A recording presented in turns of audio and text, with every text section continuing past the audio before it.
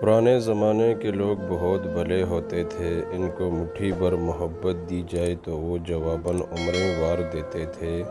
اب لوگ سمجھدار ہو گئے ہیں، اب ان کو محبت دی جائے تو وہ بدلے میں سبق دیتے ہیں، محبت نہیں۔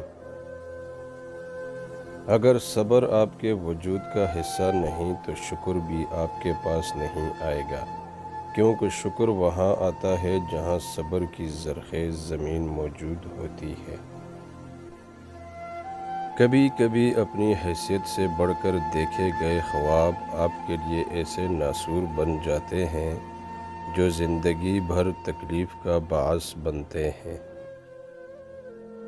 اگر اللہ کہتا ہے کہ ہر مشکل کے ساتھ آسانی ہے تو یقین رکھیں، کیونکہ اس کی کہی ہوئی بات کے زبر کے ذریعے میں بھی حکمت چھپی ہے، لیکن ہم نہیں سمجھتے۔ دو چیزیں آپ کی وضاحت کرتی ہیں، ایک صبر جب آپ کے پاس کچھ بھی نہ ہو، دوسرا رویہ جب آپ کے پاس سب کچھ ہو۔ جب دینے والا اپنا ہاتھ پیچھے کر لے تو لینے والے پر بھی فرض ہے کہ وہ بھی پیچھے ہٹ جائے، چاہے وہ وقت ہو یا پھر کچھ اور۔